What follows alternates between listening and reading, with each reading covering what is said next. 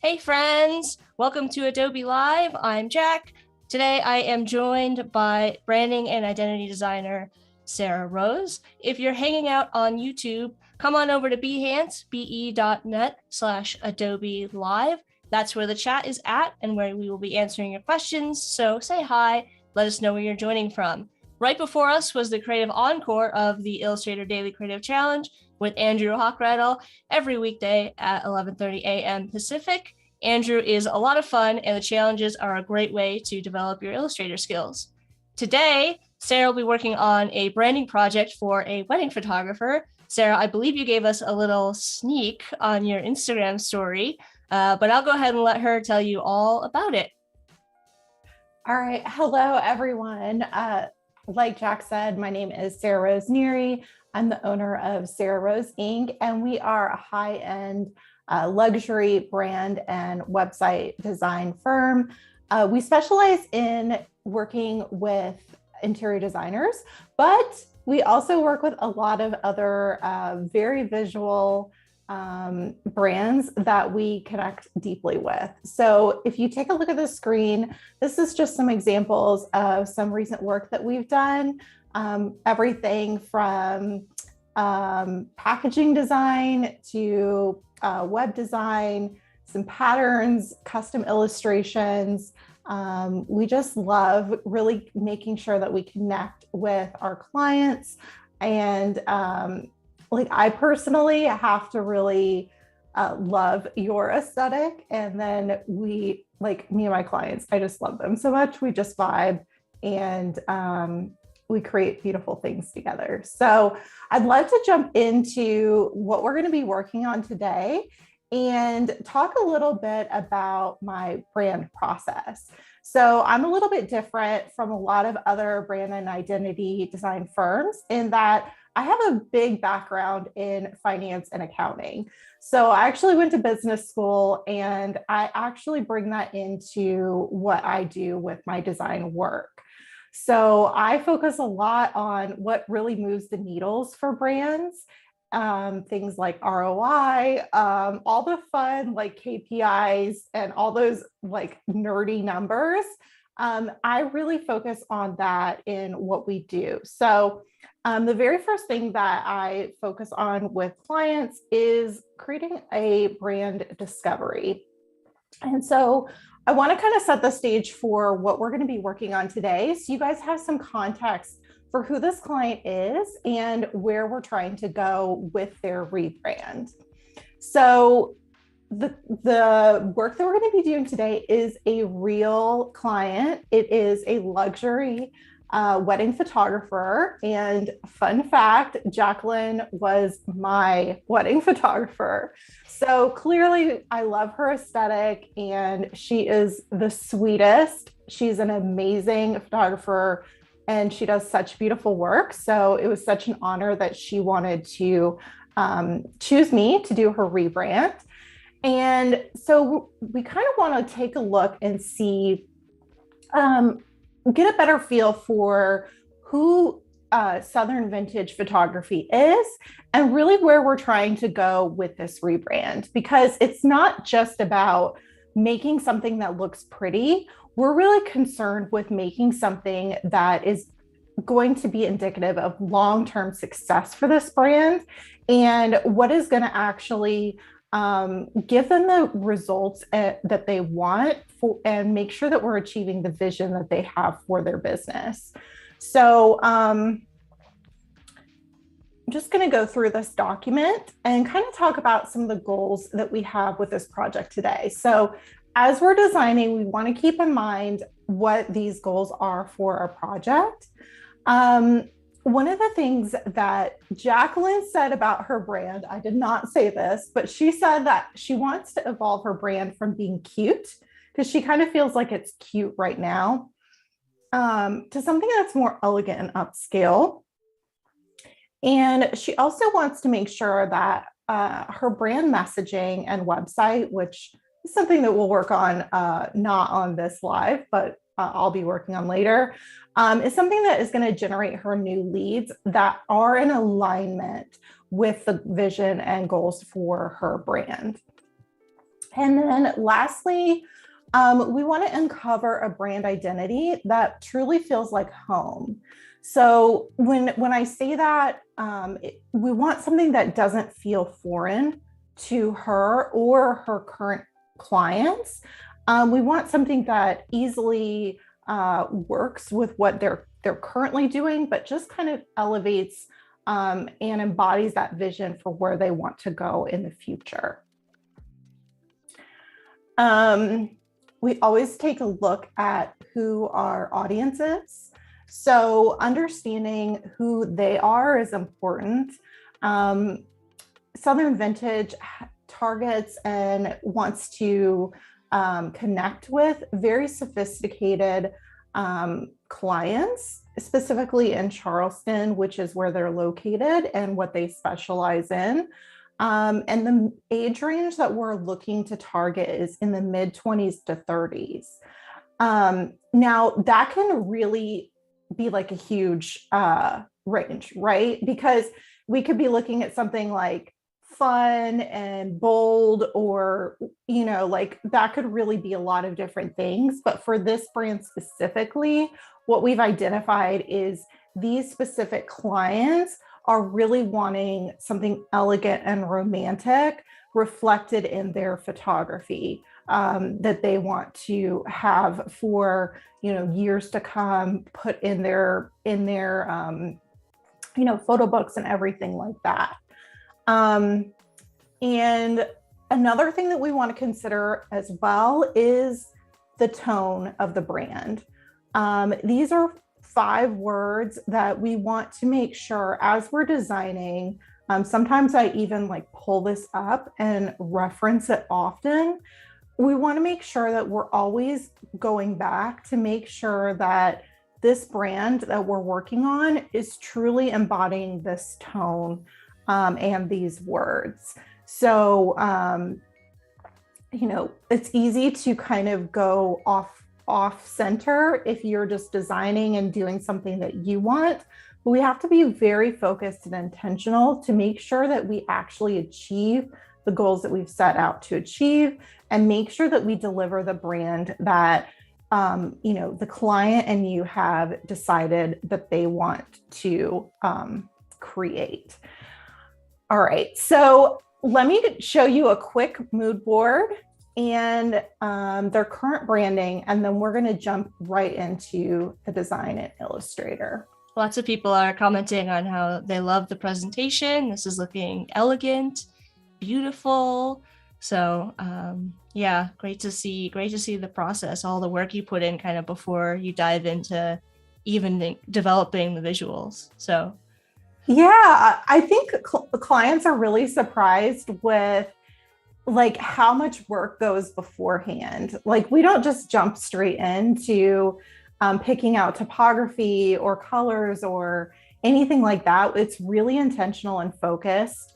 And we do everything with a purpose behind it. So I think I'm really glad that the chat is connecting with that. I'd love to hear your guys' thoughts if this is something that you do with clients, or maybe something that you would consider adding into your process. Let me know if you have any questions about kind of that process that we do. I'd love to hear them. All right, so this is the mood board. And as you guys can see, this is very dreamy, romantic, elegant. It's just, I don't know, it's just so beautiful. And so we really want to embody this feeling, this look and feel into the brand. These are not the client's photos, but these are just inspiration photos that we took from Pinterest to kind of show the direction of this brand as we're going to be creating it. And the last thing we want to look at is where we currently are. So what does the client's current branding look like? And then at the end of today's live stream, we'll be able to kind of compare and see where we started and what we ended up with. So you guys definitely want to keep this in mind. This is their current branding. And as Jacqueline described it, she said it's kind of cute, but not giving that elegant, upscale, romantic feel that she's wanting for her brand. However, one thing she said she does want to stay with is this brand color. So this kind of like, not really a seafoam green, but more of like a toned down pale green. This is like everyone identifies her brand with this color. And so we're going to be staying with that color as her main brand color throughout the rebrand that we'll be doing today. And having a brand color is super important for brand recognition. And, if you are doing a rebrand with a client, that might be something that you want to stay with, just because having that one central color is so memorable. And you don't really want to have people not recognize the new brand or the rebrand. So we are going to be sticking with that and just kind of elevating the topography and some of these elements that like the flowers and things like that. So what do you guys think of her current brand? Let me know in the chat what you think of the current branding and where do you think we might go with it? Yeah, got lots of people hanging out with us today. Christelle is here from France. Oh my gosh. Yeah, people from all over. Gareth is here, Val and Wade, Biola. So let us know what you think of the current brand and the direction that we should take with the new brand, kind of based on the mood board. So we'd love to hear from you guys. Christelle says it's sweet and cute, but there's no elegance or sophistication. I can't wait to see your process and your final result. Oh, awesome. Thank you. I'm so excited to be designing with you guys today. So what we're going to start with, I like to kind of pull in the mood board into my actual Adobe file, just so that I can kind of make sure that I'm always referencing it and not straying too far. So we want to keep this look and feel throughout the branding and reference it if need be throughout the design. Before we got on our call today, I did a little bit of font exploration and just kind of tested and saw what fonts might work for this brand and what direction we might go. And the client, I don't know if you guys can see this one font from the mood board that's kind of like this modern serif. We have an option in here, this one down here, that's kind of a very similar feel to that modern serif. And these other ones are all, I would say this one is, they're all pretty much modern serifs, modern serif fonts. Right. And so I kind of want to, what I do is I just start typing out the brand name, and then I want to see what different options, what kind of things I'm drawing towards. And I don't often do script fonts, but I kind of want to explore the concept of maybe just using the first letter and then combining it with one of these more calmed down Yeah, sort of serifs. like a monogram type of thing. Yeah. So that's kind of one of the ideas I have. I think that might look really pretty. And then we might explore using another one of these fonts to create another option. So how I work is I generally will design multiple options. Like in my exploration for the client, I'm doing like a ton of different ideas just as they come to me. So that's kind of what we'll be doing today. And then, but what I actually present to the client is the one concept. So I kind of do all the exploration work behind the scenes, and then I only present to them the one I feel is the strongest and the most representative of their brand. So that's kind of the process we'll be going through today. Gotcha. What do you guys do? Comment in the chat if you guys also do the one concept presentation, or if you still do like 2 or 3 options and let them choose. I'm curious what your preference is on that. Yeah, we've got Annika in the chat, and I know Annika has done a few branding projects. So Annika is also a streamer on Behance. If you guys didn't know, you can watch other live streamers on Behance when Adobe Live is not live. So, Val saying so many friends in the chat today. Indeed, we've got Emma, Sarah Mapes, another streamer. Gal is here. So what's the next step? Now we're gonna play with some of these kind of letters and see where they take us.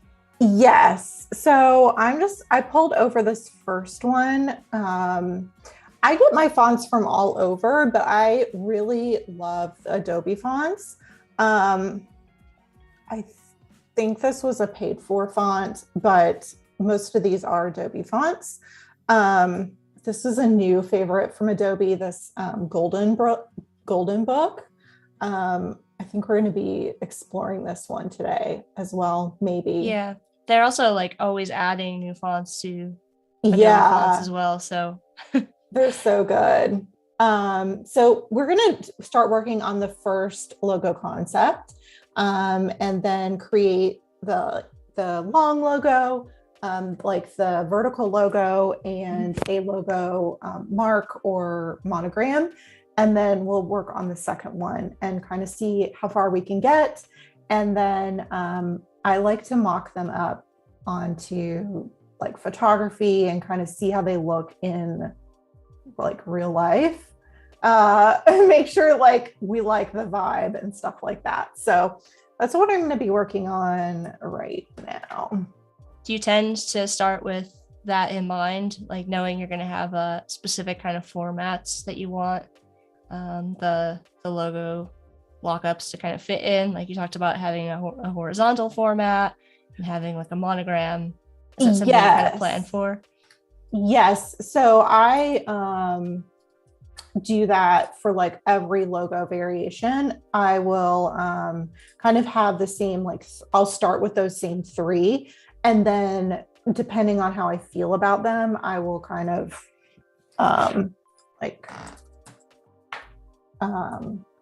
add in additional ones as I get inspired creatively. And you mentioned using these in some mock-ups with photography. Do you work with a lot of clients that photography is the focus?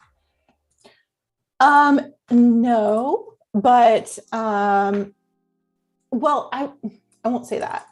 Photography is always the focus with my clients because I only work with clients that have gorgeous photography too, like that I'm inspired by. So all my work is very visual, and like I have to be inspired by the aesthetic and feel for my clients, which is why I love working with my interiors clients.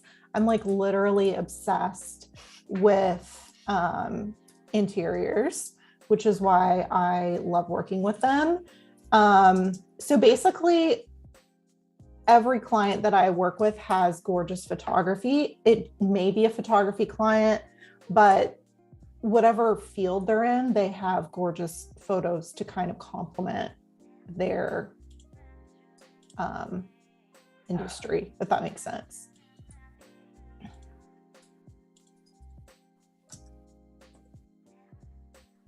I'm just kind of like mocking or like putting these in place and seeing how I feel about them. I like the mix of the script with the serif there, the like large script letters, especially since they kind of over arc onto the other characters. It's kind of cool. Yeah. I like it because I feel like it's not something I've seen a lot of before. And I really want I really like only like designing things that feel like unique to the client.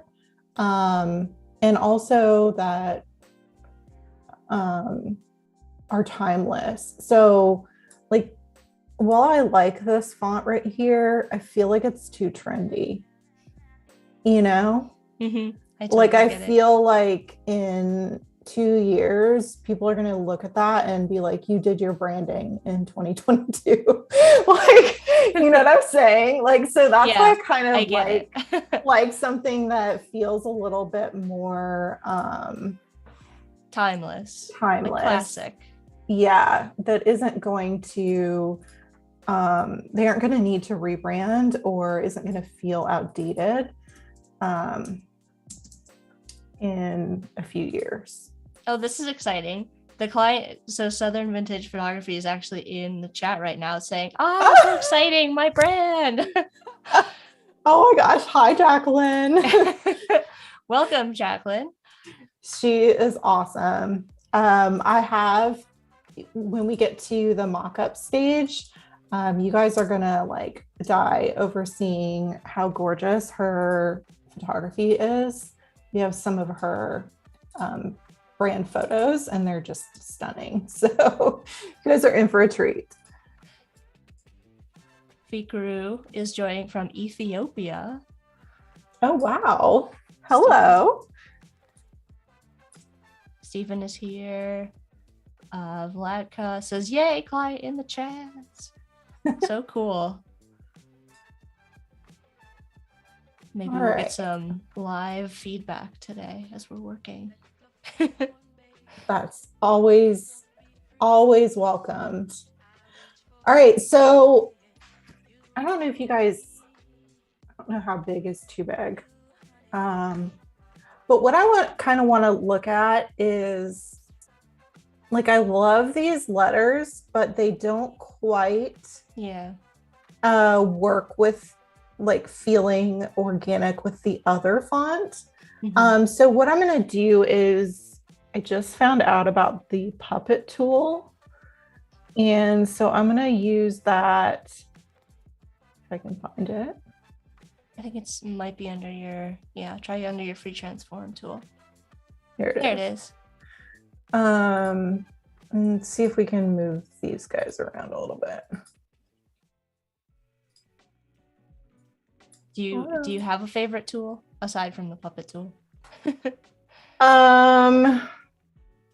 Honestly, the one I use the most is probably the Direct Select tool, because I'm constantly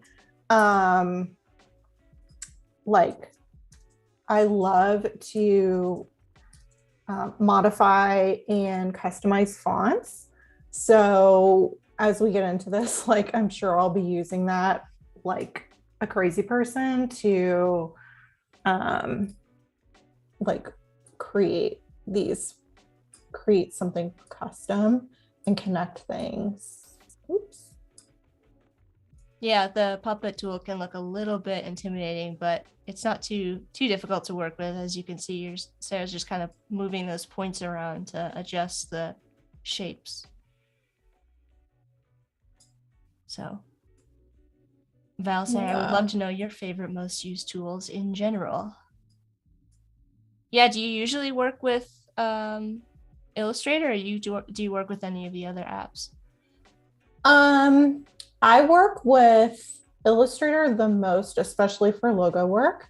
And then I work with Photoshop when I'm mocking anything up. So, and then InDesign for any client presentations like that. The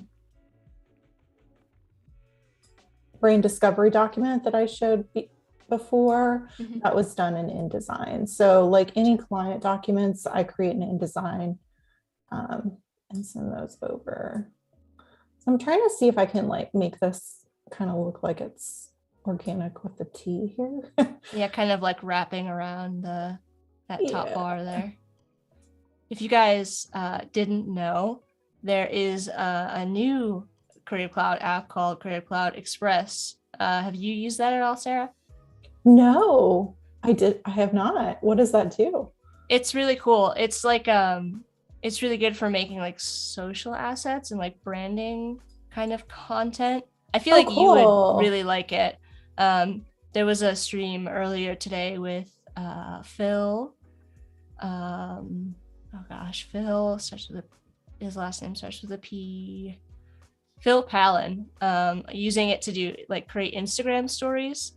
And awesome. Yeah, so if you've got like a small business, or you're just, you know, trying to get some new clients in the new year, it's a really great way to put together some like marketing assets or like present. It's cool. You can use it with like Adobe libraries. Like I was playing around with my branding library with it.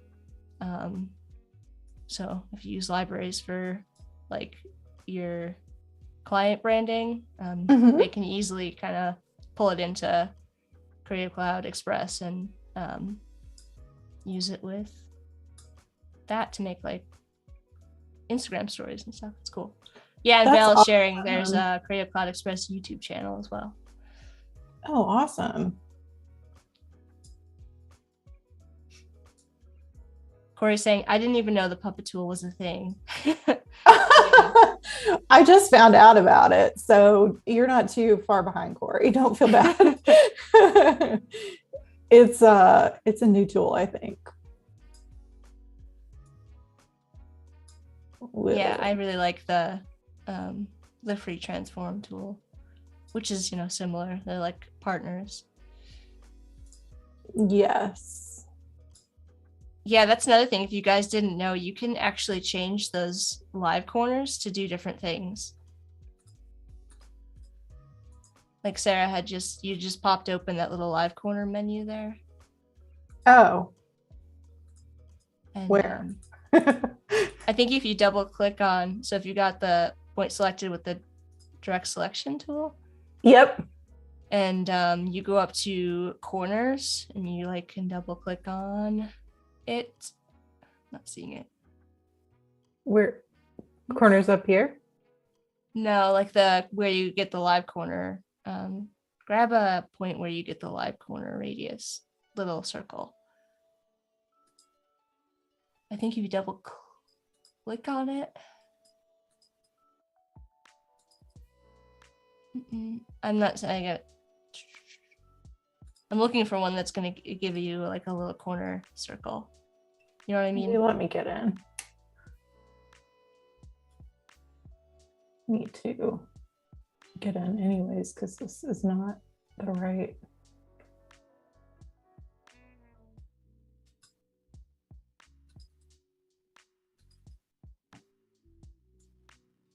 Well, that's okay. I'm sure we'll find another point where you can adjust the corner radius on.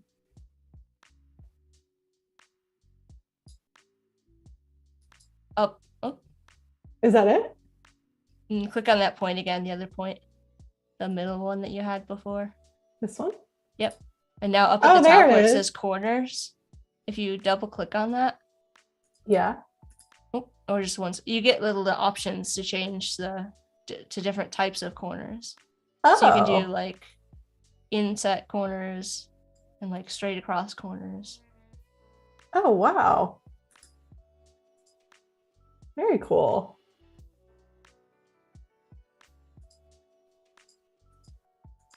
Steven's favorite tools are neural filter, sky replacement, and any of the old school and necessary tools. The text tool are my top 3. Oh, wow. What's the neural filter? Those are in Photoshop. They're okay. A new feature. Yeah, they're pretty crazy. You can do some really crazy stuff with them. There's one that like ages you, like changes your age. Oh, wow. Very cool. There's one that will like try to, if you have like a black and white image, it'll like color it for you. If that makes sense. Yeah. So it's like helping you design better, faster. Yeah, it's pretty. You can do some pretty cool stuff with them. That's awesome. I feel like Adobe is like so awesome. Like they just do things to like help us out and make our lives easier. So you're planning to kind of have that wrap around the T, or just replace the top of the T? Yeah, I'm gonna have it probably replace the top of the T. I'm just kind of going in and being picky about these little swooshes. But yeah, like I want to have this just be the T, the top of the T, if that makes sense. Yeah.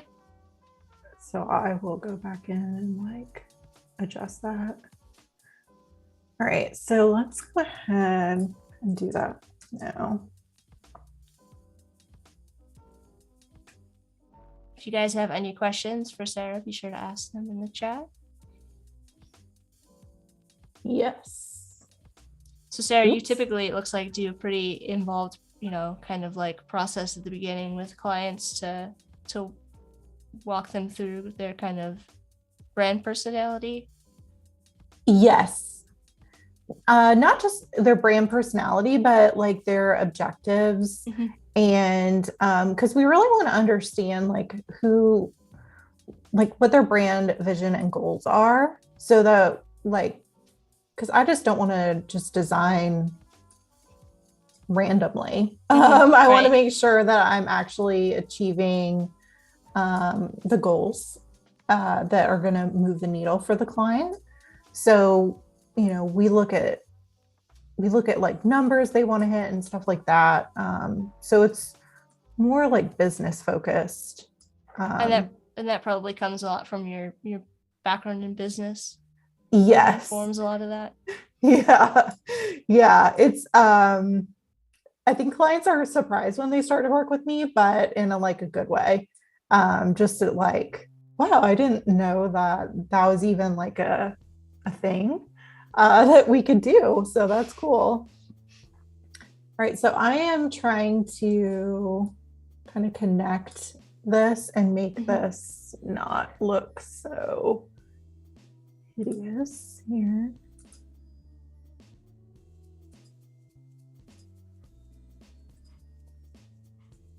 Oops. You're just trying to get the shapes to kind of meet. Yep. Like trying to blend these guys together. Do you ever work with like the shape builder? I have seen people do that. The shape builder has not been friendly to me. I don't. Gotcha. I would love like somebody to help me with that. I feel like it looks so easy when other people do it, and every time I've tried to do it, I'm just like, what am I doing wrong? Yeah. So if you've got two shapes and you use the shape builder, if you just click regularly, it's going to add the shapes together, if that makes sense. And if you hold down Alt or Option, it's going to remove whatever you have highlighted. I don't know if that helps. Okay. So I could have joined these a lot easier. Maybe, potentially. Okay. Maybe we'll try it on the next letter, but yeah. Jack's like, what are you doing? I'm just trying to help you out. She's like,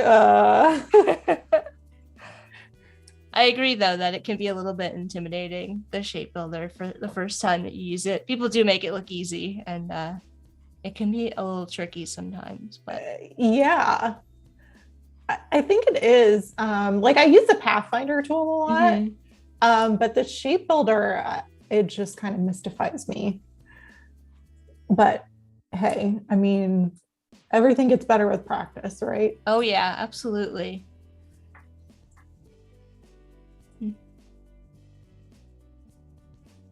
Welcome, Bella. We're working in Illustrator today. At least for now. We'll see. Hello, Bella. All right. So we kind of joined that guy together, and I'm not loving how this swoosh is looking. So I might go back into Pathfinder, Puppet Tool. See if we can.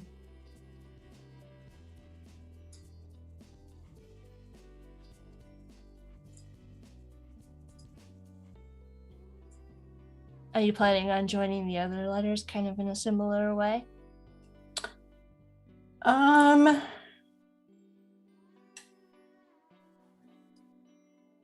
Haven't decided. Haven't decided. Have not decided. But generally I will do, like, it kind of really depends on the brand. And I'll probably just work on this like off camera because I don't want to bore everyone with doing the same thing. That's fair. But yeah, so I don't like to do too many, like I said, I think timeless branding is most important. So I don't like to do too many like things. If I do anything, I want it to be very intentional. However, like things like this are things I would change. So for example, like I think this is called X height. So like these R and the H are about the same, but then the A is a lot smaller. So like I would change that because it kind of bothers me. Yeah, bring it up so it's kind of in line with the others. So and like everything else, I don't know why the A is so low. So like I look at things like that, and then maybe we want to connect like this T and the 8, the U and the T and the H together, and maybe the R and the N. So yeah, let's just make some quick adjustments here, and then we'll move on to creating the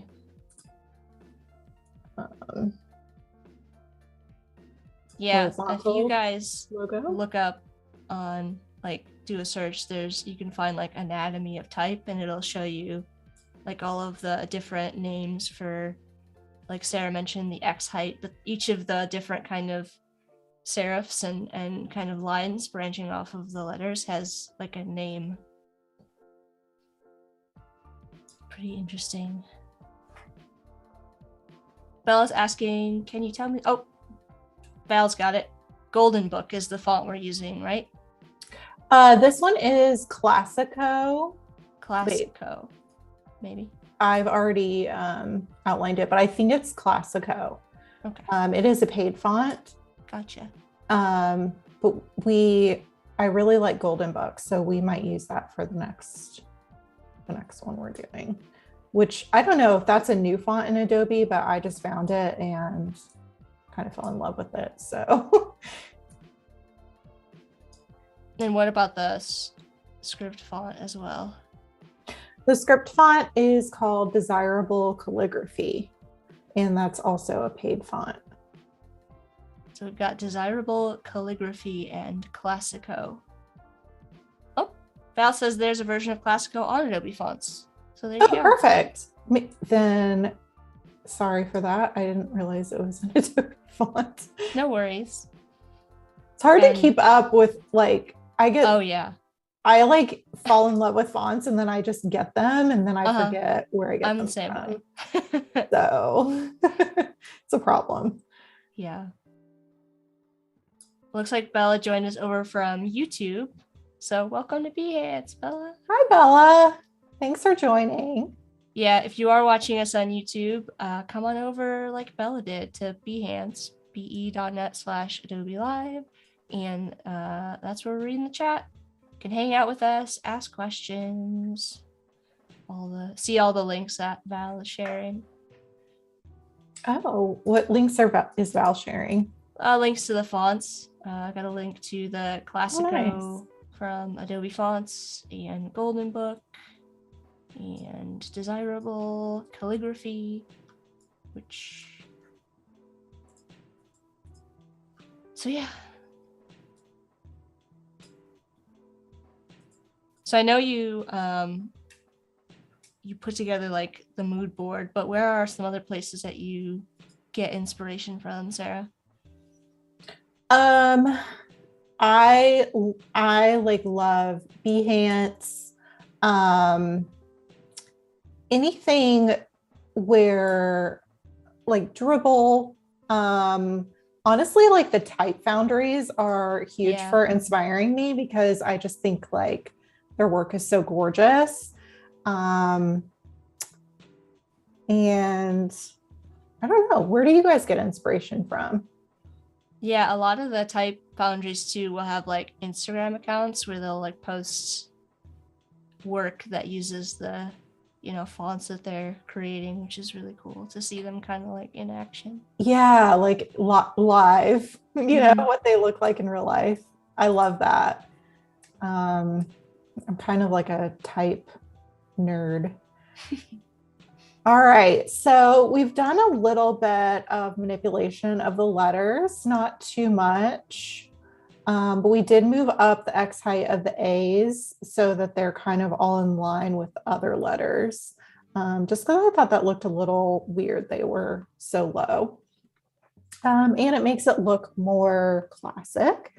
So yeah, I think let's go ahead and work on creating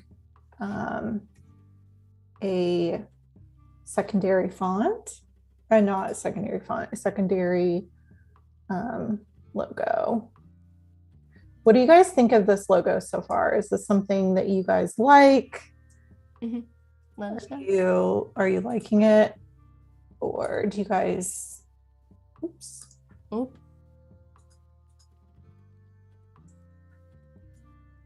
Why is it doing that? Oh, there we go. I don't know. I seemed to get it the second time. There we go. There we go.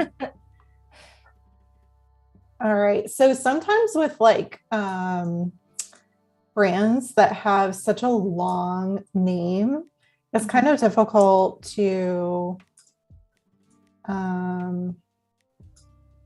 like have it all in one thing, because like their logo has to be so small in order to fit. So like I really like doing like these secondary logos just to make sure that like I think they're more easily readable. Yeah, and you'll also want to think about too, right? The contexts that they'll go in, like social media. You're going to want something that's more square formatted. Yes. So let's see. Let's look for some. Do you have any personally favorite fonts? Oh gosh. I know it's a hard question.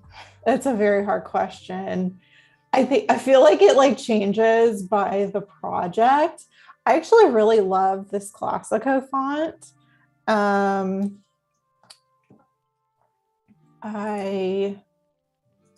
Or any go-to fonts, like fonts that you find yourself gravitating towards and reusing.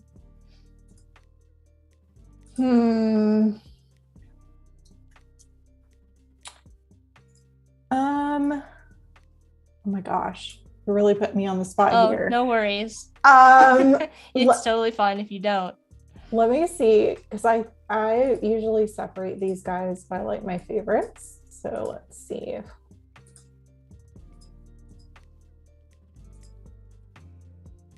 Oh, you have some like saved. Yeah. Yeah, that's also a handy feature for Adobe fonts. You can like star fonts that you like and come back and reactivate them. Yeah, because when you have like 3 million, it gets kind of some of them get lost in Yes, the absolutely. I really like this guy, Noctis. Mm-hmm. Um, it's just, I don't know, not for this project, but I think it's just so gorgeous. Personally, like I kind of like the typewriter looking fonts. That's not the technical name, but Like a slab serif. yeah. Very clean fonts. I really like. Um, yeah, it's Hard to hard to choose. pick a favorite. Really depends on the project and what looks best. Val is asking if you can give us some tips for helping us design word marks for brands with long names, things to keep in mind, or when you get, hit a wall and you get stuck on, you know. Yeah. So for brands with long names, oh no, what happened?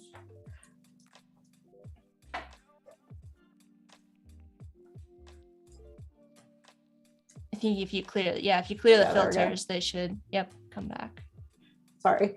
For brands with long names, I think that it's best if you kind of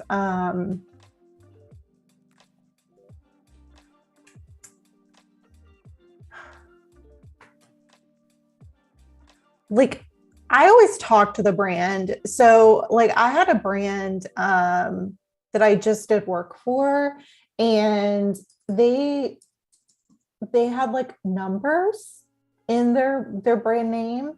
And so I wasn't sure if they wanted to go by the like have me brand by the numbers or by like the letters spelled out. Mm-hmm. And so either way, it was kind of going to be like a long name.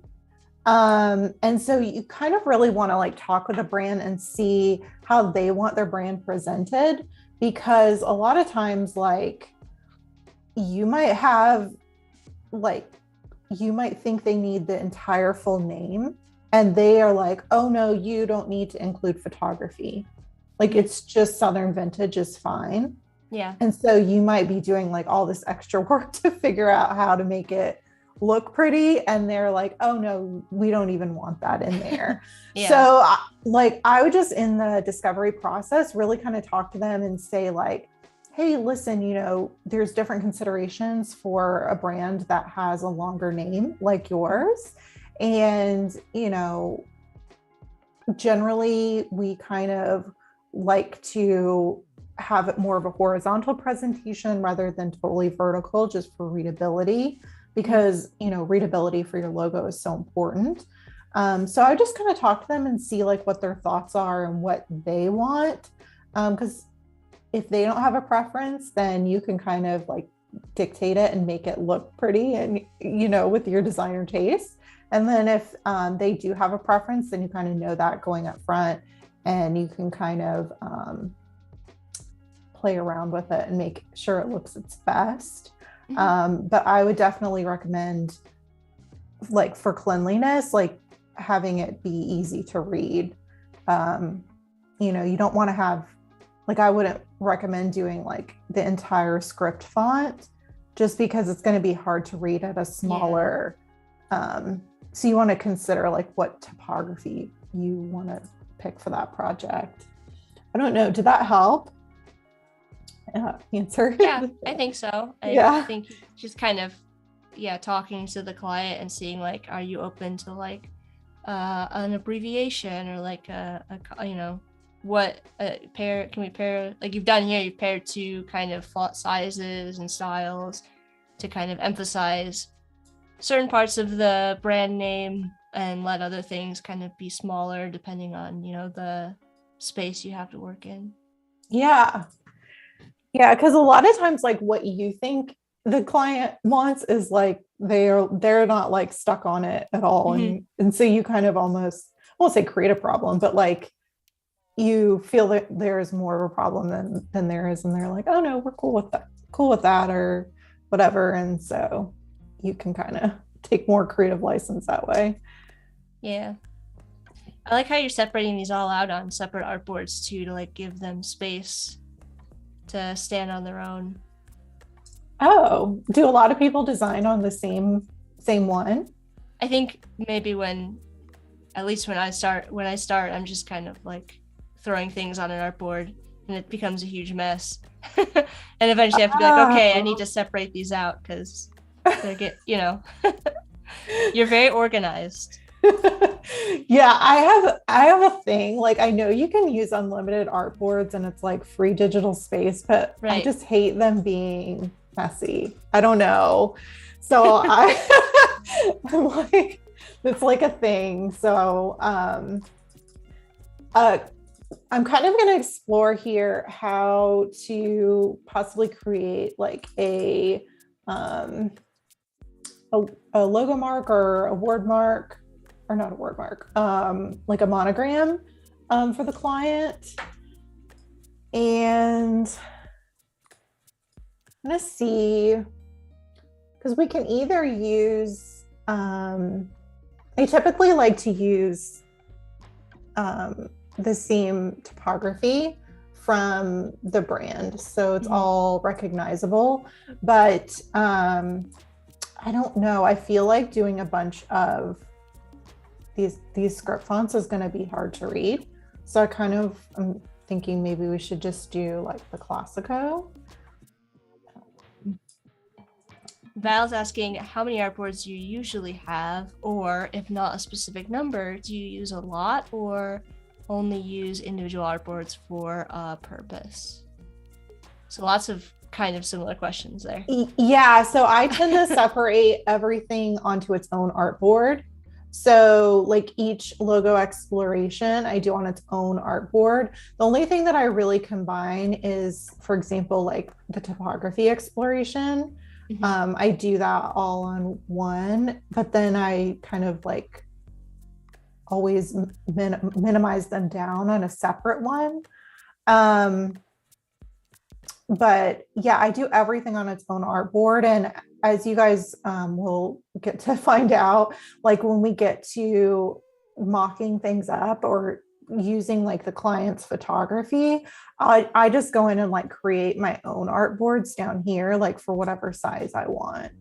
So like I end up having like a gazillion artboards by the time each project is done. It well, really it's nice because you depends. can just you already have them kind of set up as the presentation as you're working. Yeah. So I mean, it makes it easier. I think the reason I do that is like for like exporting purposes, because you have to export by each artboard. And when I started designing in Illustrator, it was really annoying if you had to like move things off an artboard. Like let's say you wanted to export this this logo or whatever. So I just kept designing everything in individual artboards. And like if I was going to create different colors, I would also create different artboards for each color. I don't know if that's very inefficient, but that's just kind of what I do. What do you guys do? How many artboards do you come up with? Yep. Let us know if you guys work out everything in one giant artboard and then separate it out, or if you work like Sarah and keep everything on its own artboard as you go. Southern Vintage Photography says monogram time. Very excited to see monogram. Yay! And also Southern Vintage Photography says, yes, I hate the word photography yes, I hate that the word photography is so long, but I feel like it is necessary to include. Yes. That was one of her, when we talked about her branding, that was one of the things she said, like, we need to like make sure to include that in all of the logos that we do. So I knew that going in that was important to the client. So yeah.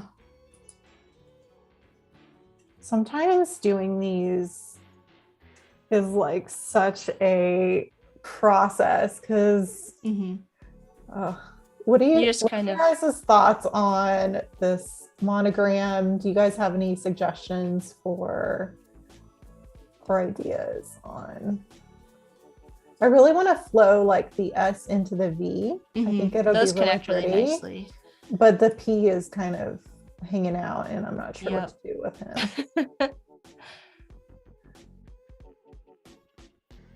I do kind of like it overlapping, considering it kind of calls back to a little bit of what you were doing with the script and having those letters connect. It just might be tricky to get them to look connect right all together. Scrolling up because I know I missed a question. Faith is asking if you are self-taught. Yes. So I don't know. I have a weird like educational story. So I did go to, in undergrad, I was actually graphic design major for 3 years, but we didn't really get much into the graphic design at the time when I left the program. So I'd like barely worked in Illustrator or any of the Adobe programs. I was more doing like art classes. So like everything that I know of Illustrator or Photoshop or anything design or branding related has all been self-taught. So yes. There you go. Yeah. What about you guys? Are you all art school graduates or are you also self-taught? Val says, I am self-taught, so one other person in the chat. Awesome. Scrolling up. I want to make sure I don't miss anything from the chat.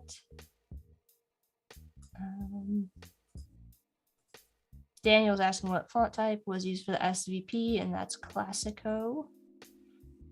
Yes. Southern Vintage Photography says that Val asked if they had ever seen somebody. What's it like watching the design process for your own business? Is it nerve-wracking or exciting? And Southern Vintage Photography said, I love it. I'm not nervous at all because I'm confident in Sarah. I think being able to outsource things like design is huge as a small business owner, especially if it's someone you can trust. Aww. So kind words there. My clients are like seriously the best. And I don't know if you guys saw it or heard in the beginning, but Jacqueline also did my wedding photography. So I've been her client and now she's my client. Yeah, right. So that's kind of cool. Yeah, it's so awesome. We really like align so well. So she's seriously the best. I'm very lucky to have such great clients. Did the chat have any suggestions on this icon? What are we thinking for this? I'm wondering if maybe you try adding like some, like a little bit of negative space to separate the letters, like overlap them and then maybe add some negative space so that they read as separate. Could be an option. I'm not sure. Negative space, like separating the lines of the P from the V, like a little bit of negative space there. Like this? Like white space. Oh, like apart from each other, like this? Yeah, like if you put overlap the P over the V again. Like where you had it down at the bottom. Yep. And now let go. And if you add just like a little bit of negative space between the lines of the P and the lines of the V, like a little bit of like white space, you were not like, imagine if you drew a white line around the outside of the V. Oh, I see what you're saying. Like Yeah. do the outline thing. Yeah. To kind Okay. of like separate them. That's one option. I don't know. Just throw an idea Yeah. out there. Yeah, we could do that. The offset path or Something like, might be just one option to explore. okay. What does everybody else think? In the chat, let us know. Lots of people are talking about Vladka is self-taught, but as an architect. So. Oh wow, very cool. Crystal's currently in art school. Sarah Mapes is an art school grad. Went to the same school as Jack, as me. Yes. Oh, Jack, you're holding back. He went to art school. Me? Yeah. Yeah, I went to art school. I got a degree in medical illustration, which is not what I do anymore. But so I guess a little bit of both. I'm a little bit self-taught and a little bit art school.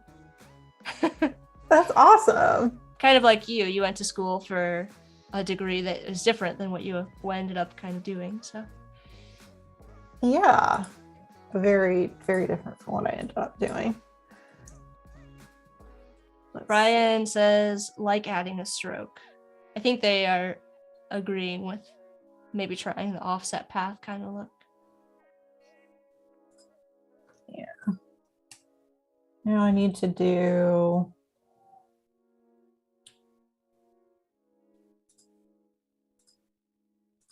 How do I select it so that...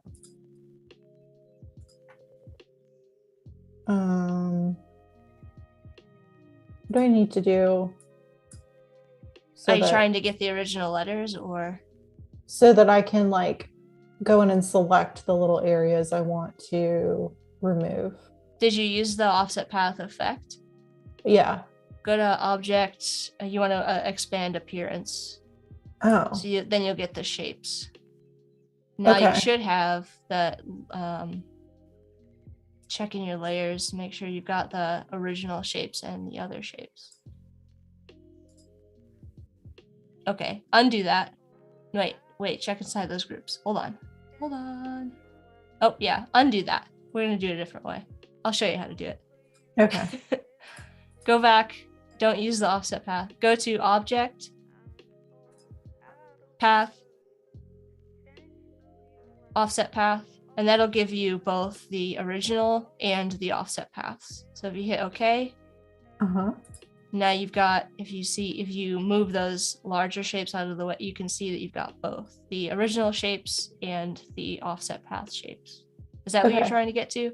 Yeah, and then how do you subtract like the little overlapping parts? So you could use the Pathfinder for this. To make it kind of easier, I would probably hide maybe the shapes that you're not working with for right now. And then go to the shape builder tool, which is over there. There it is. And now if you hold down Alt, you just click where you want to subtract the... So if you your Alt option in this case, if you hold down Option and click, it'll remove those. Oh. If that makes sense. But I think you want to remove them from the V, correct? Yeah. So I think it might be easier if you hide the inside shape of the P, just so you're not accidentally like selecting that. Okay. How do you hide it? Just either you can go into your like layer stack over there and just poke the eye out. Oh, not for both, just the inside. So open up your group and then hide it. All right, now that you should just have that shape that you're working with, and you should be able to use the shape builder and you want to remove it from this thinner shape of the V, correct? Yes. All right, so if you I would get rid of that larger V shape unless you need it to cut out from other shapes. So get rid of the that one. There it is. Yep. Now select you got the shape builder. Now if you hold down Option Mm-hmm. and hover over that shape for the V, you should be able to see like a little highlighted area that you can delete. Is that making sense? Yeah. I don't know why it's not showing up. Oh, do you have them make sure they're selected? Oh. With like the selection tool. All right, now try. Sorry. You're fine. So many steps. Now you can see it. See the little shape on the inside of the V there? That's the shape that you want to remove. So you can just, nope, not those, like the black, where the P and the V overlap. There, it'll highlight in like a little pattern. And then you just you can delete them. So click. Yep. Might need to zoom in. And then just click. Yep, there you go. Now you can just start deleting those shapes that you don't want. Okay. We got there. Eventually. Yay. All right. And then if you don't need the rest of that P, you can delete it too. Yeah. Or just hide it. So yeah, there you go. There we go. Now you've got like the negative space around the letter. Perfect.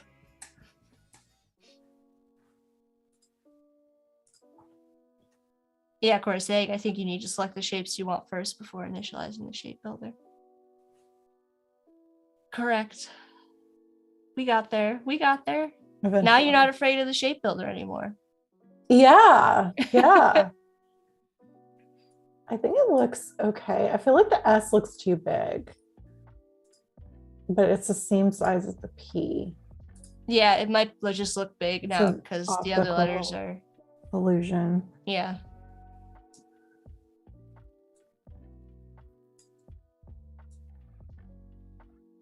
Corey's laughing when I told you to poke the eye out. Well, it was the easiest way to explain it. I understood. Gareth is currently in university studying design and innovation, but more product design than branding. Okay. Yeah, Gareth knows a lot about 3D printing as well. I've learned a lot from Gareth about that. Too. How do we create that? That's weird. Gail studied in school as well here in Israel. Now I'm a freelancer. Sometimes I can do things from my mind. Oh. Like what? I'm curious. Yeah, let us know what you freelance in. Yeah, and how you do things from your mind. I'm also curious about that. Val says, I studied forensic anthropology for a time, and I feel like the illustrations you were schooling for is what I was studying every day, Jack. Yeah, I actually took, we had a class about like reconstructive, gosh, I don't remember the name of it, but we had to like start with a skull and basically like reconstruct create a portrait of the person from like the skull as like a wow, that's kind of cool. So yes, probably very similar. Okay, so we're going to move on from this guy. I'm still not loving it. What does the chat think? Do we like that idea? Yeah, I'm still not a huge fan of that. It's okay. It was fun. We learned how to use the shape builder. Yeah, let's maybe try.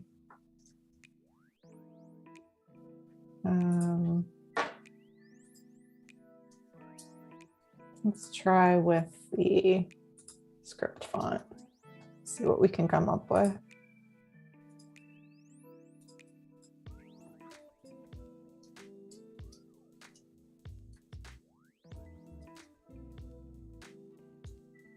Christelle saying, since you taught us how to work with, I think since Val taught us how to work with artboards in Photoshop for the Val hosts the Photoshop Daily Creative Challenge.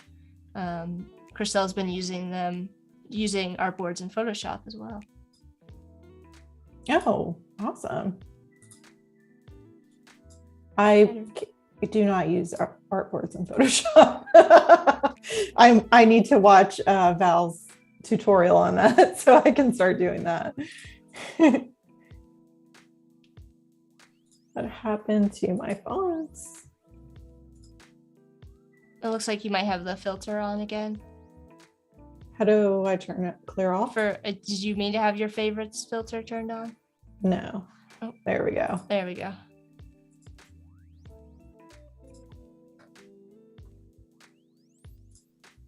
Now we're going to try a script version.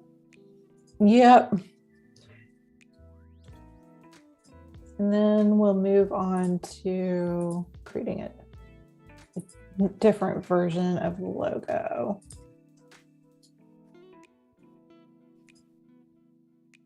So do you usually create sort of mock-ups for your clients for branding projects?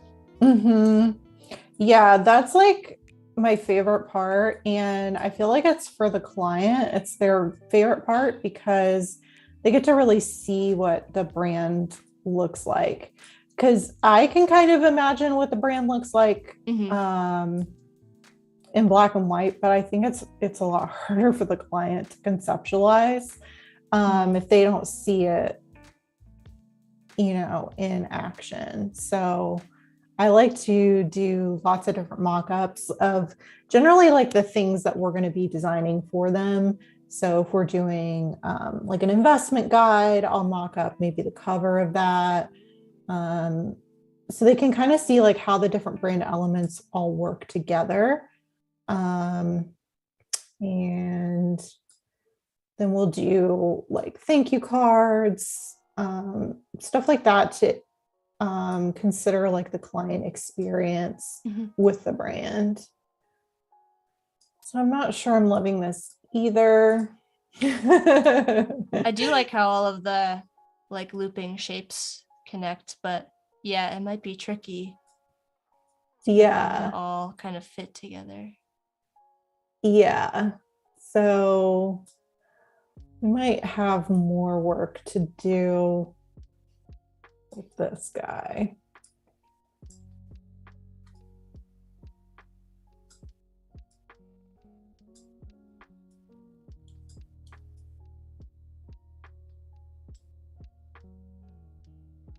If Southern Vintage Photography is here, let us know which monogram you're feeling, script or serif. Yes, let us know, Jacqueline.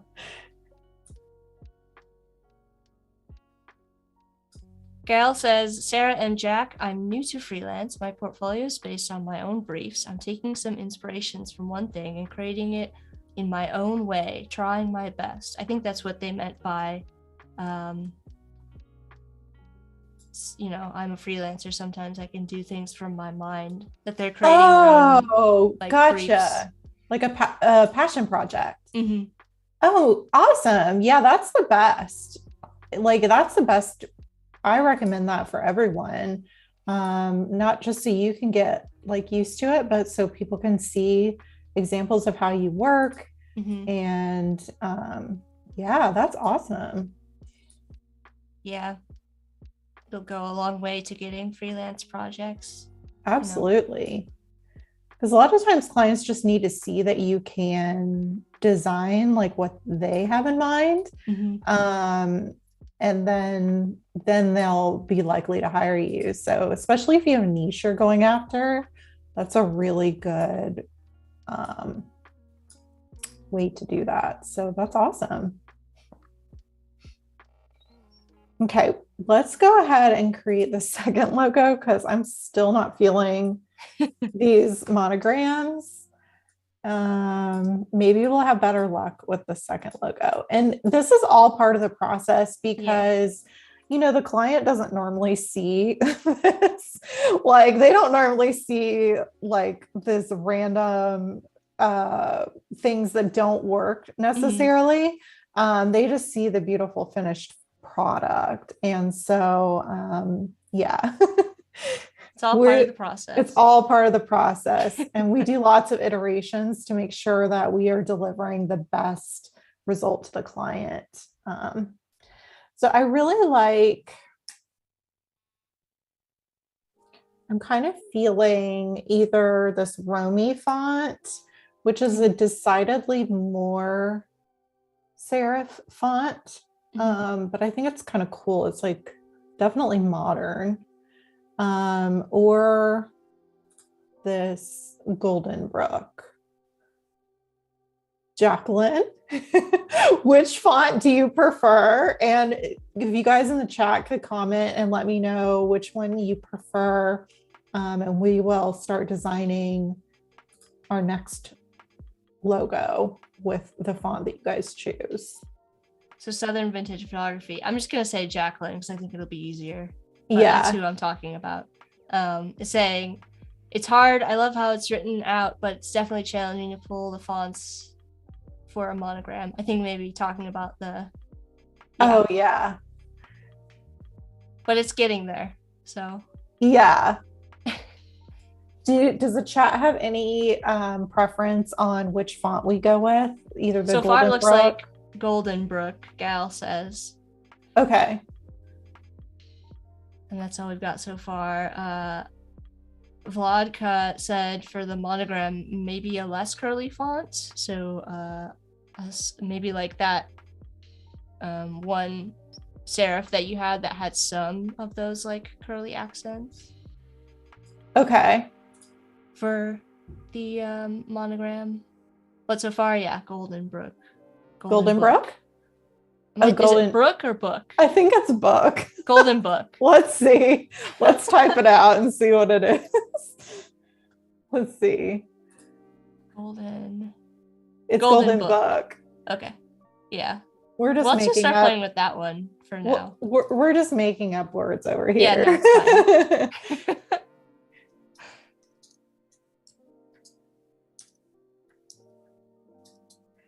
All right. And this accidentally has like my kerning set to like 200. I was gonna ask if we're gonna meant to do that. No, we did not mean to do that. So we're gonna put it back down to 0 and we may expand that, but I don't want to do that right off the bat. All right, so looking at this font, it's so beautiful. I really like this gentle R into the A. I really like this big G. This is really cute. So I think we're going to figure out some ways to customize this font and make it unique. But we don't want to do too much. I'm not really a fan of that, but we do want to like not have it look like it's just typed out. So we want to make it look like a true logo. Maybe even, could we connect? Umacorn likes this one. Oh, good. Sometimes if you push too hard on one, it's maybe just not the right one. So let's go ahead. I'm going to go ahead and outline this guy and we'll start going and modifying these letter forms. Really like this G. Using the keyboard shortcut for going, you can go up to type and create outlines to get the shapes for the letters.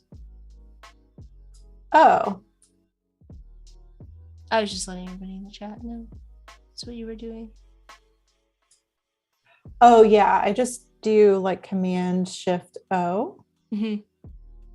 That's how I usually.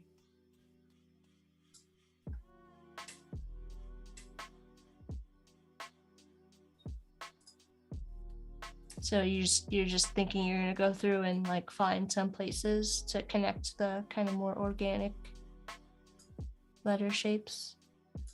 Yeah, I'm kind of seeing like how can we make this go from just like a typed out to making it customized and unique to the brand. So we want to add some, of course, elegance and romance. So maybe adding a little bit of zhuzh to this to make it look pretty, and maybe connecting some of these letters. Maybe we want to add some things, but we'll see. What does the chat think about that? We will wait and see what they have to say. Are there any particular skills? I know you have a background in business and accounting, but are there any particular skills you think are important to have as a branding and identity designer? That's a good question. I think you really have to understand business, because yes, you have to have a good technical like knowledge of design, but how does that apply to making like their business better? Because they're not just branding to brand for the heck of it, they're branding for a purpose. And we want to make sure that like the decisions that we make are actually going to impact their business, long term in a positive way, that these are, like it's going to benefit them in the long run. And it's not just like a trendy choice for today or something that looks cool right now. Like we want to make sure that everything is thoughtfully considered. So I think having an understanding of like business and how like the design impacts the business. And I think that's really important because we really truly add a lot of value to our clients through the work that we're doing. And it's not just, I feel like a lot of people maybe think that creative fields aren't as valuable just because we love what we do and we probably do it for free. But in all reality, like doing good work on a brand can truly impact that brand long term. So, it's really important, the work that we do. So having a solid understanding of each like of business and how that can impact their business and like what decisions, because a lot of times like clients, like what if the client didn't really like this font, for example, but I was able to show like this is what will connect with their target audience. And it makes sense for them because that's going to get them the most business or the most eyes on their brand. So, being able to explain your decisions from a business perspective about like why choosing something makes sense for them, rather than just like, oh, well, I liked this font, is going to help you help them. Have you ever had to talk a client out of a bad decision that they wanted to make? I won't say they're bad decisions. I mean, that's another thing you have to realize is it's not your business. It's the client's business. So, I mean, at the end of the day, it's not your final decision. It's their final decision. But so you've never had to talk anybody out of using Comic Sans? No. I think the clients that are attracted to me would never even think about using Comic Sans. They like, we vet them pretty heavily up front. So that's not usually an issue. But I mean, we do want to make sure that they're making choices that make sense for them. And so if they're really passionate about like, this is the color I want, or like, let's go with this, then, okay. But my job as a brand designer is to make sure that I'm connecting it to something tangible and like a true number, like data driven decisions. So it's not just like, okay, the client, if you want to choose this, that's fine, but here's why I'm recommending this choice. And I have had to have that conversation with clients before. Like, we can go with this, totally fine, but I'm just going to like note in this email that I did talk to you about why I think this is not a good decision for your brand long term, and how I think this could impact you and your numbers in this way and this way. And usually at that point, they're like, oh, okay, well, let's actually go with your idea instead. So, it's really just having the understanding and being able to like back up what you're saying. Yeah, and that's where the process up front kind of comes in handy. All the research you put into, the identity. Yeah, like when I first started, I wasn't doing this entire process.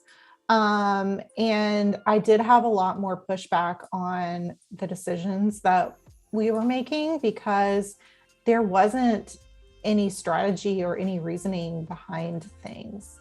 And so, I didn't really have much of a leg to stand on. And if the client was like, hey, I don't like that, okay, but I think really like having a solid brand strategy process and having like agreed upon goals and metrics that you want to hit and ways that you're going to like make sure you accomplish those goals is important to keeping the project on track and making sure that like, I don't just send things over like to the client and say, do you like this? I really say like, do you think your target audience will like this? Do you think they will connect with it? Does it meet these objectives that we've stated and agreed upon, our objectives for the project? So when you kind of phrase it that way, you don't have as much pushback from the clients.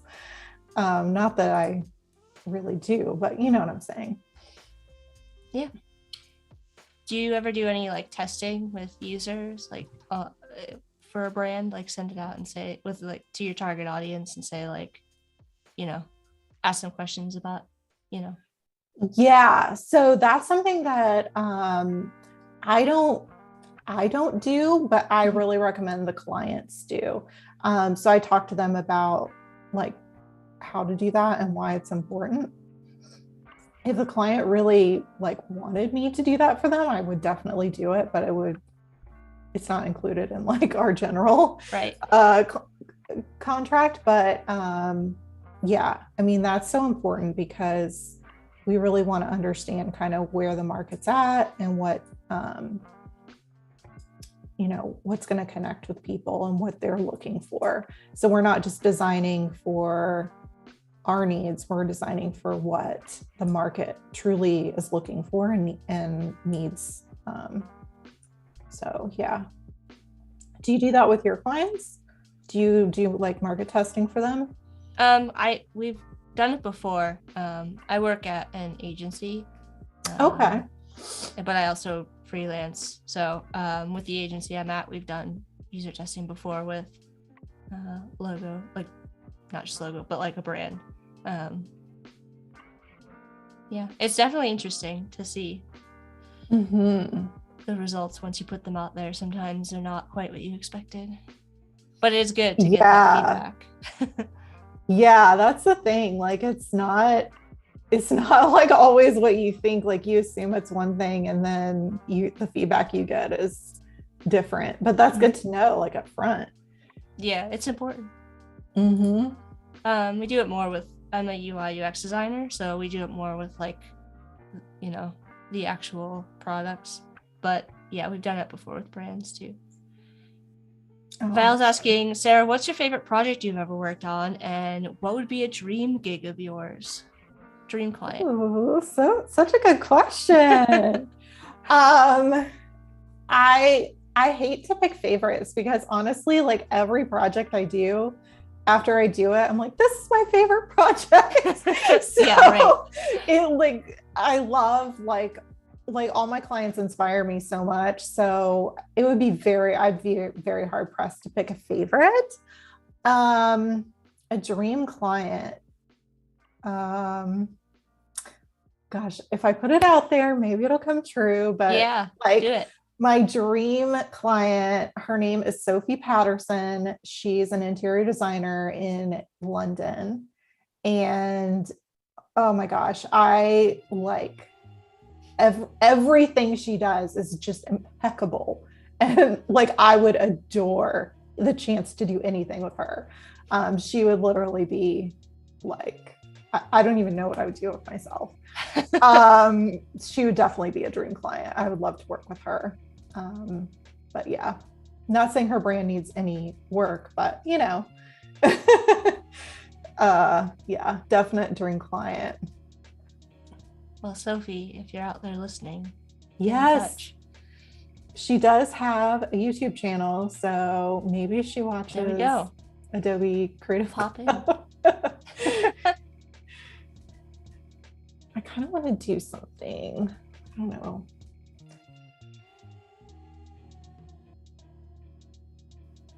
We've got just about a half an hour left in today's stream. But if you're just joining us, we're here with Sarah Rose, a brand and identity designer working on a wedding photography client who's in the chat. Jacqueline's in the chat giving us live feedback, which is super cool. No pressure. Ooh, I like the little dot. Thanks. This is getting fun. Came up with it. Like trying to feel like I need to do something with this G and E. Mm-hmm. But maybe I'll just add a little dot over here too.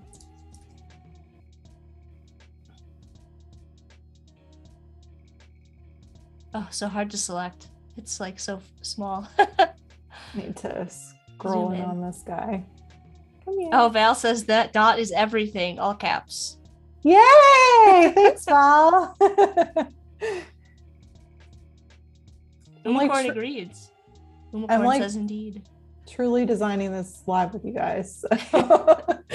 This is like actually live. Oh, I am actually really loving that. Wonder how Jacqueline feels about it. We'll see. Let us know. Yeah, let us know, Jacqueline. Val says, how could something so small make it look so good? All right, so let's move on to the secondary logo for this guy. I definitely like that version that we just did, especially it feels very much like the mood board. Very like with the space between the letters. I don't know. It feels very like the mood board felt very like light and very like fresh. Yeah. I get that feeling from this kind of iteration. Yeah. And very like unique, you know? Jacqueline says, so chic. Yay! I feel like we need a little bit of space between these guys.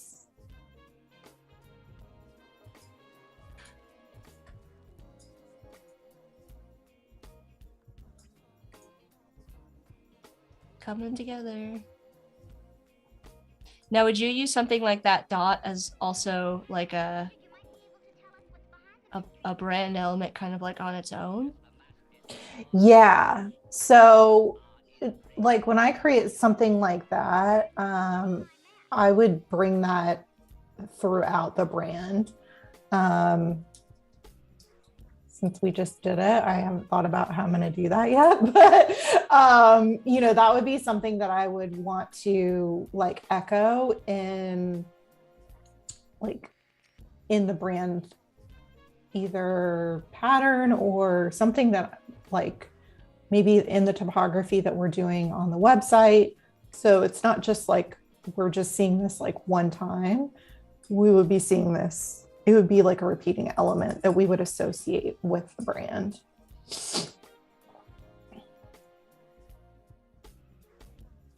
With all of the modifications that you do to the letters, have you ever made your own font? I have not.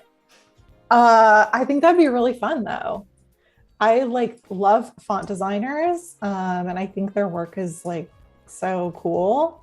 So I would love to do that.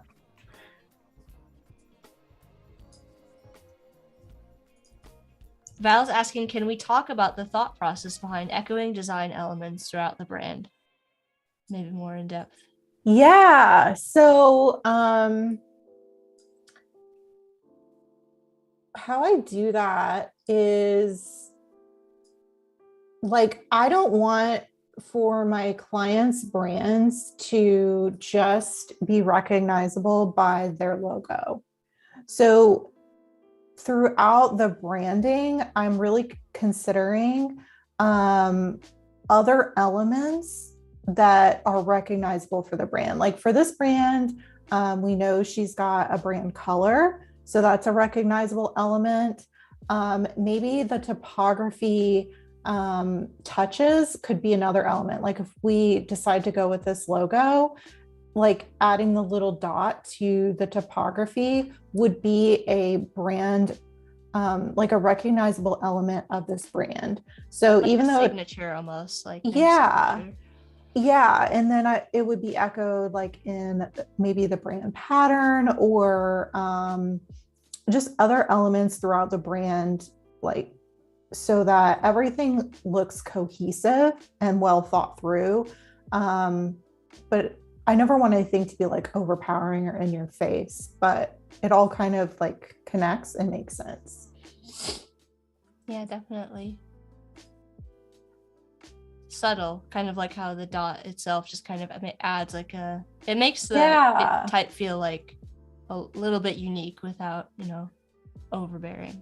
Yeah, exactly.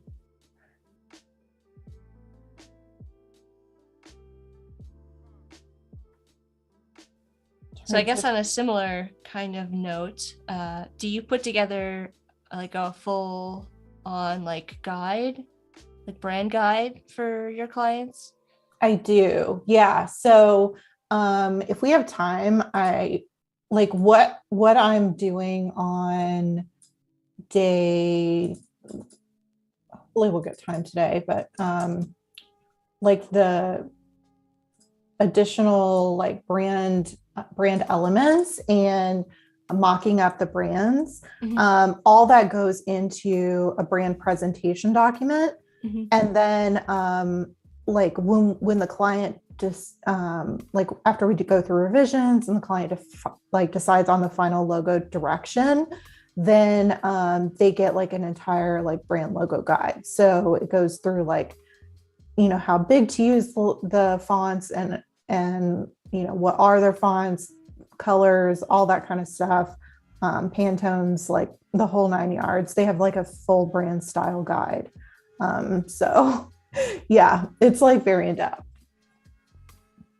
Yeah, that would be a kind of a place where you could show examples or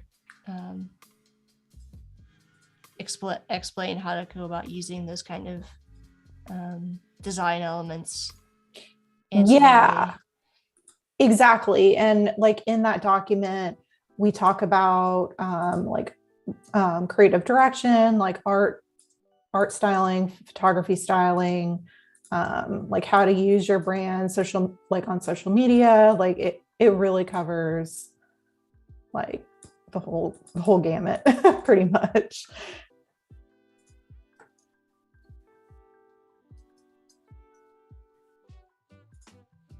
Yeah, I mean, again, that would be a good place to use Creative Cloud Express. You can actually put together like templates, like branded templates. Yeah, I'm super excited about that. Like I'm gonna be looking into that. I feel like you would really like it. Like it would be right up your alley because it's very like all about making branded, content. Yeah.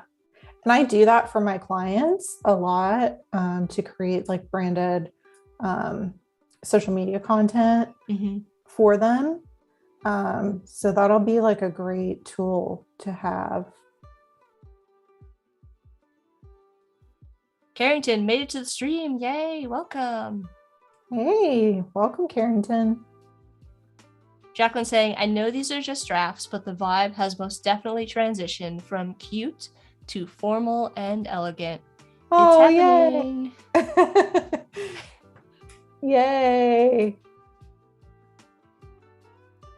Thanks, Val, for sharing the links for CC Express there.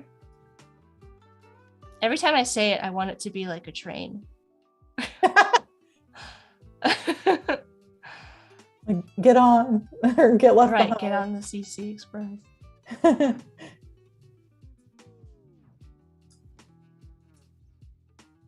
Oh, that's cool. The shapes kind of remind me in that one of like jewelry or like a ring setting with the V at the center. Oh yeah. Oh, we could put the dot up here. Oh my gosh. Yeah. Hold on.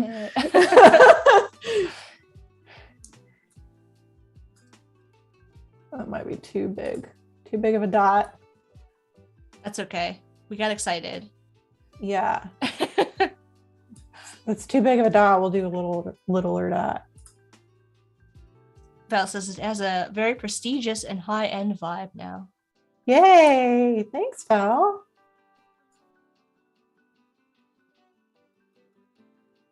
Val says, or under the point of the V, like underneath too. That could work. Yeah, down here. Ooh, pretty.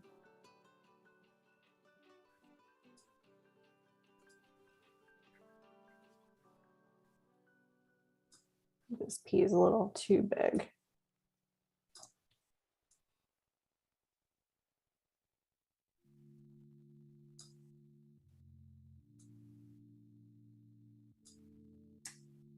Nice. I'm really liking this monogram. Sometimes they come easier than other ones, Now,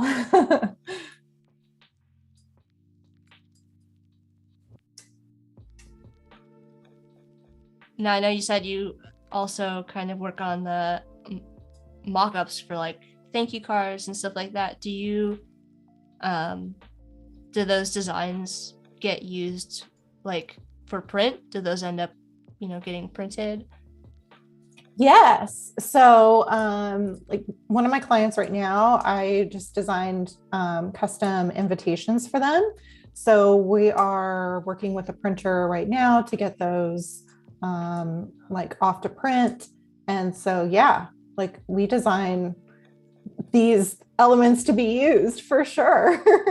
we want the client to use them in their brand. And I think like seeing them in real life and getting to experience the brand come to life is like the most exciting part. Yeah, definitely.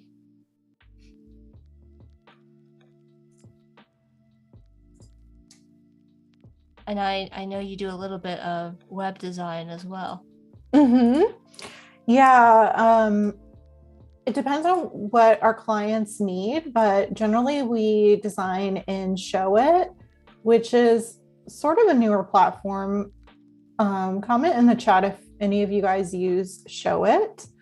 And then for like e-commerce clients, we design in Shopify. So really depends on what is going to be most beneficial to the client and what they need for their brand. But I'm loving this one. So pretty. Okay, so let's go ahead and start mocking this up just so we can get some ideas of what this might look like in real life. Yeah, definitely. So let's see. Samantha saying, I have an assignment for university to do rebranding for a personal trainer who wants to move his business online. Any tips on how to start?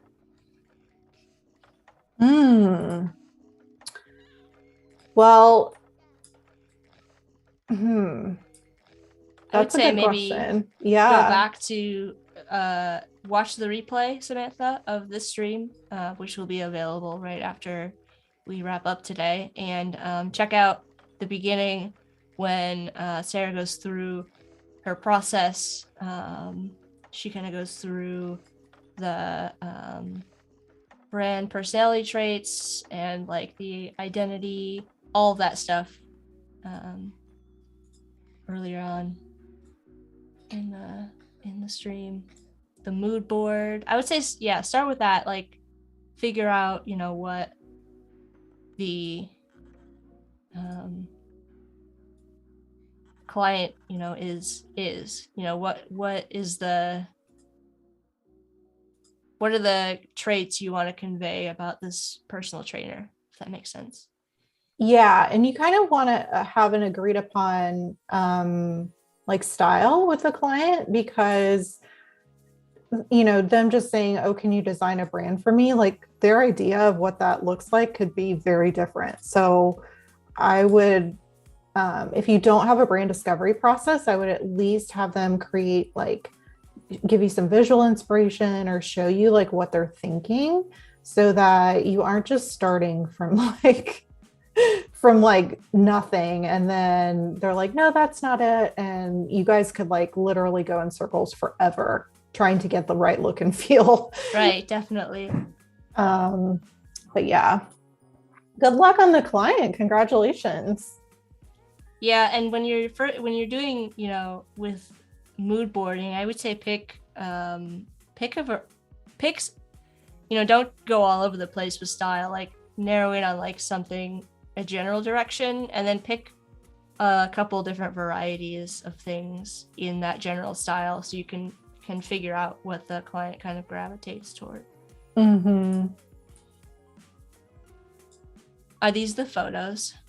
Yes. Are they not stunning? Yeah. Her work is just gorgeous. And as you can see, like, this is kind of the brand color, and all the photos kind of go along with this brand color. So it's really perfect. But I love just mocking up the logos on the back of, you know, the photography, so we can kind of get a feel for like, what is this looking like in reality? Even just that first one that you put on there, just like end up fitting so good. Yeah.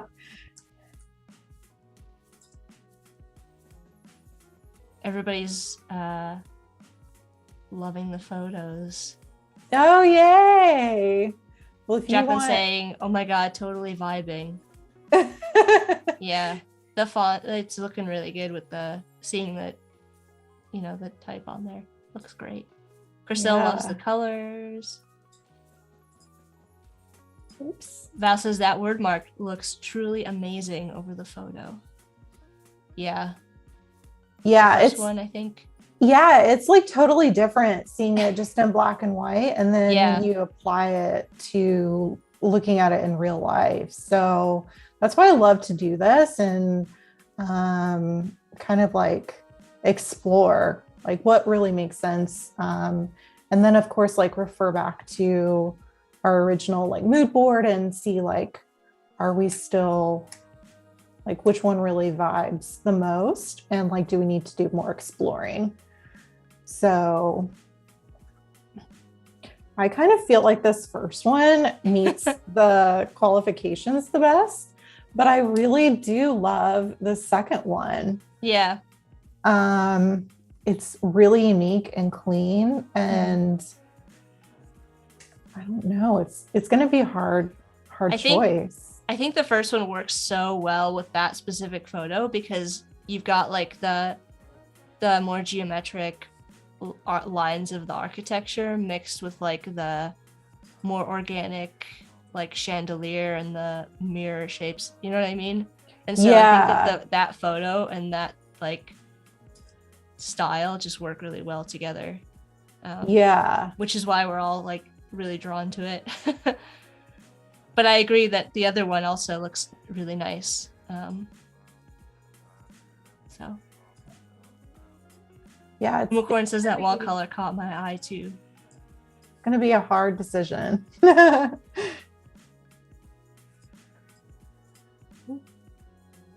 Yes, Val is reminding everybody that we have less than 10 minutes left here with you, Sarah. If the chat has any more questions, make sure to ask them. Yeah. And Jacqueline saying the logo on the fireplace logo. I think that might have nailed it. Oh, okay. Nice. Kevin asked if you presented these to the client, which we kind of already have. Mm-hmm. Which one would you pick, and which one do you think the client would pick? I think I would pick this first one, just because I think it meets more in line with the stated objectives that the client had. But as far as like which one the client would pick, that's always a hard one, because you never know. Like, it really, like, sometimes the clients can surprise you, and that's why I really don't like doing like 2 or 3. I really like only presenting like the best one that I feel is the most in alignment with their brand. So yeah. Oops. Gal says, to be fair, I don't have a question, but I want to wish you, Sarah, the best, and thank you for today. Waiting for tomorrow to see how it's going with this project. Keep it up. Oh, yay. Thank you, Val. I appreciate that. Val says, Jacqueline, I feel like you and Sarah are meant to work together. Your work complements each other so well. Oh, thank you.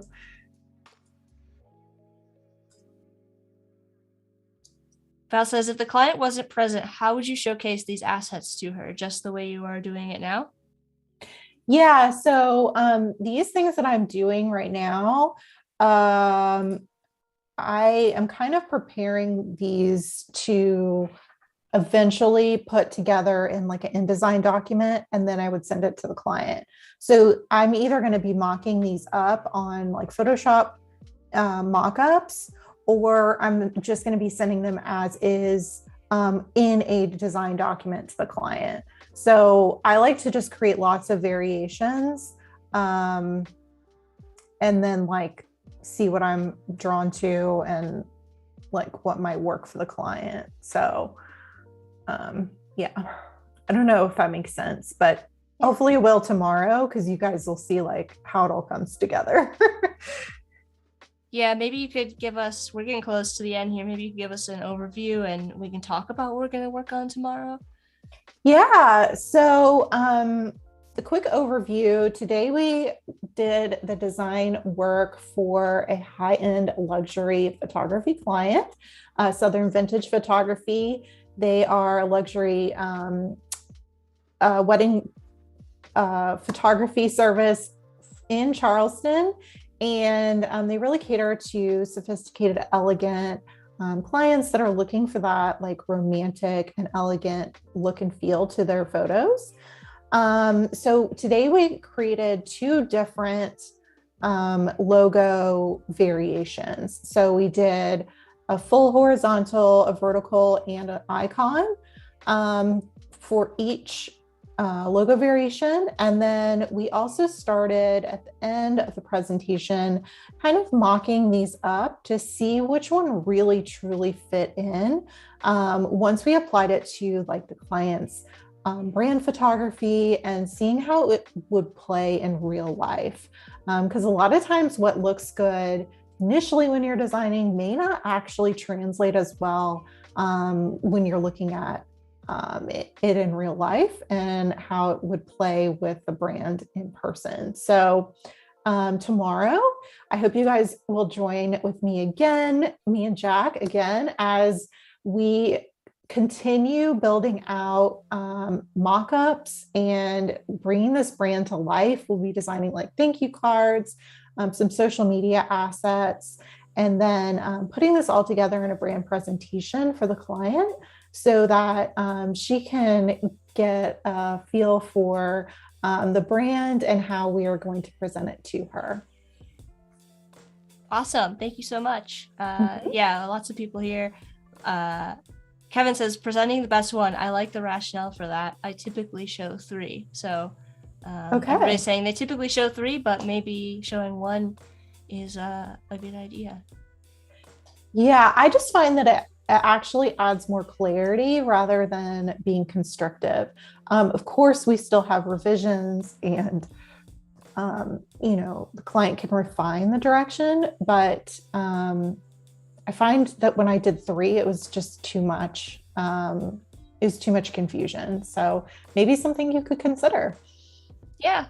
Well, thanks, Sarah. Thanks everybody for hanging out with us today. We'll be back tomorrow at noon Pacific for part 2. Like Sarah said, working on some of the brand collateral and guide. Until then, check out the Creative Cloud Express stream tomorrow at 8:30 a.m. Pacific time with Phil. If you've got a small business, like I said, or maybe looking to attract new clients for the new year, you can learn how to use the new app to elevate your designs. And stay tuned right here for the XD Daily Creative Challenge Creative Encore with Jesse Showalter coming up next right after this stream. Bye, everyone. Bye, guys.